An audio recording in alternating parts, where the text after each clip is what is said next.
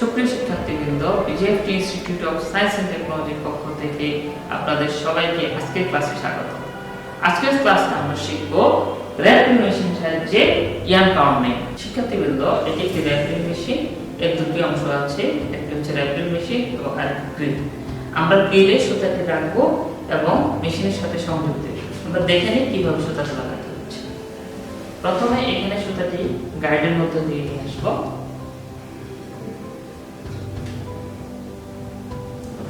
তারপর আমরা র্যাপিলে এখানে আরেকটি গাইডের মধ্য দিয়ে র্যাপিলের সাথে সংযোগ দেব। এখন এই মেশিনে স্যাম্পল সাইজ হচ্ছে 120 গজ, অর্থাৎ আমরা এই মেশিনের সাহায্যে 120 গজ সুতা মেপে নেব।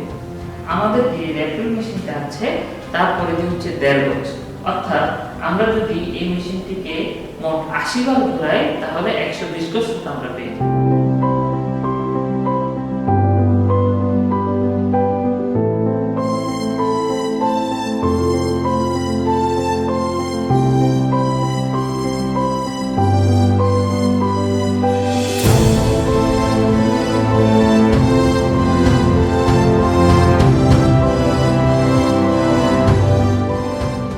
এভাবে আমরা মোট 80 বার ঘোরালাম এবং 120 গজ সুতা পাবো।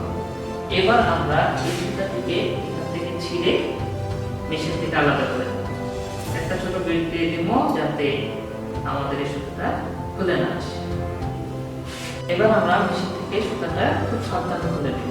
মেশিনের একটি হ্যান্ডেল এইভাবে বাঁকা করা যায়, সেটা করলে সহজেই সুতাটা এবার আমরা র্যাপিং মেশিন থেকে প্রাপ্ত এই 120 গজ সুতার ওয়েট নেব। এখানে দেখতে পাচ্ছেন একটি ডিজিটাল ওয়েট স্কেল। আমরা এই স্কেলের সাহায্যে সরাসরি সুতার ওয়েট গ্রামে নেব। আমরা ডিজিটাল ওয়েট স্কেলে সুতার ওজন পেলাম 2.16 গ্রাম। আমরা এই ভ্যালুগুলোকে এখন এই সূত্রে নিয়ে আসবো। আমরা সূত্রটা স্ক্রিনে দেখতে পাচ্ছি, length by length unit, weight unit by weight. এখানে আমরা যেহেতু 120 গজ সুতা মেপে নিয়েছি সেহেতু লেংথের ভ্যালু বসবে 120। যেহেতু ইংলিশ কাউন্টের হ্যাঙ্ক হচ্ছে 840 গজ দিয়ে, সেহেতু আমরা লেংথ ইউনিট লিখবো 840 এবং ওয়েট আমরা যেহেতু ডিজিটাল স্কেলে মেপে পেলাম 2.16, তাহলে আমরা 2.16 এখানে বসাবো। আর ওয়েট ইউনিটটা ইংলিশ কাউন্টের ক্ষেত্রে হয় পাউন্ডে, কিন্তু আমরা যেহেতু ডিজিটাল স্কেলে গ্রামে বের করেছি সেহেতু এই গ্রামকে আমরা পাউন্ডে নেওয়ার জন্য 453.6 ওয়েট ইউনিটের জায়গায় বসালাম। এই ভ্যালুগুলো ক্যালকুলেশন করে আমরা পেলাম হচ্ছে 30, অর্থাৎ ইংলিশ পদ্ধতিতে এই সুতার কাউন্ট হলো 30 কাউন্ট। আশা করছি আজকের ক্লাস থেকে আপনারা সকলে কাউন্ট সম্পর্কে ধারণা পেয়েছেন এবং কাউন্ট করা শিখতে পেরেছেন। ধন্যবাদ।